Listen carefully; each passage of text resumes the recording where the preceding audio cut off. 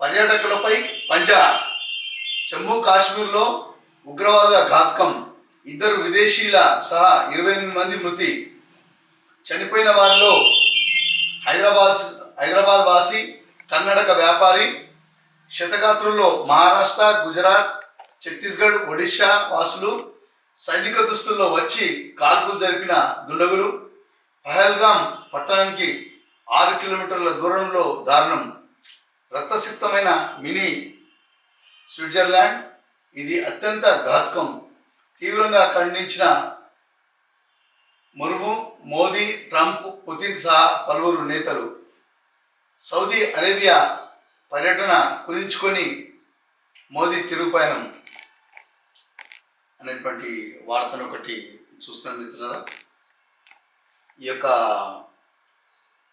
దాడిలో హైదరాబాద్కు చెందినటువంటి ఎస్ఐబి సెక్షన్ అధికారి మనీష్ రంజన్ కూడా మృతి చెందినట్టు చూస్తున్నాం మిత్రులారా. ఈయన బీహార్కు చెందిన వ్యక్తి. కోటిలో ఒక ఎస్ఐబి అనేటువంటి కార్యాలయంలో పనిచేస్తున్న వ్యక్తి. ఇతను కూడా మృత్యువాత పడ్డటువంటి ఒక అధికారి యొక్క ఫోటోను చూస్తున్న మిత్రులు. అదేవిధంగా వాదులు జరిపినటువంటి కాల్పుల్లో పడిపోయిన ఓ వ్యక్తి వద్ద రోధిస్తున్న మహిళ యొక్క హృదయ విదారకమైనటువంటి ఒక న్యూస్ చూస్తున్నాము, ఒక ఫోటో చూస్తున్నాం మిత్రులారా. పాపం భర్త శవం మీదనే పడి మరి రోధిస్తున్నటువంటి ఆ మహిళ ఫోటోను చూస్తే ఎంతోమంది హృదయాలను కదిలించేటువంటి ఈ యొక్క వార్త కనిపిస్తుంది మిత్రులారా.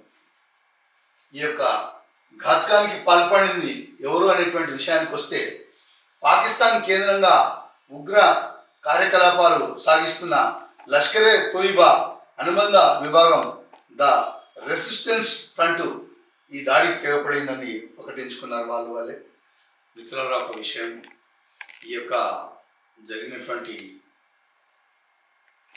ఈ యొక్క సంఘటనలో ఈ యొక్క ఉగ్రవాదులు జరిపినటువంటి ఎదురుకాల్పులో ఐడెంటిటీ కార్డు చూసి మరి పిల్లలను పక్కకు పెట్టి 5 వ్యక్తులు మరి సైనిక దుస్తుల్లో వచ్చి వారిని పరమ నీచంగా, పరమ దుర్మార్గంగా ఒక యాత్రికులను, అప్పటి వరకే చుట్టుముట్టు కొండలు, పచ్చిక బయలు, ఎంతో సంతోషమైనటువంటి ఆహ్లాదకరమైనటువంటి వాతావరణం ఉన్నటువంటి సమయంలో, పర్యాటకులు మరి స్వేదతీరుతున్నటువంటి సమయంలో ఎంతో సుదూరమైనటువంటి ప్రాంతాల నుంచి, దేశం నలుమూల నుంచి వచ్చినటువంటి ఈ పర్యాటకులు కాస్త సంతోషపడేటువంటి శుభవేళ మరి ఇటువంటి యొక్క దాడి జరగడం ఎంతోమంది హృదయాలను కలిచివేస్తుంది. పాపం ఒక భర్త శవం మీద పడి మరి రోధిస్తున్నటువంటి మహిళ ఫోటోలు చూస్తుంటే ఎంతోమంది హృదయాలను మరి కలింపజేస్తుంది మిత్రులారా. ఈ యొక్క వార్తను చూస్తే ఈ యొక్క ఉగ్రవాదులకు మరియు హృదయం ఉండగా, మరి మానవత్వం, మంచితనం అనేటువంటిది మరి ఒక 1% కూడా మరి ఉండదేమో అనేటువంటి ఈ యొక్క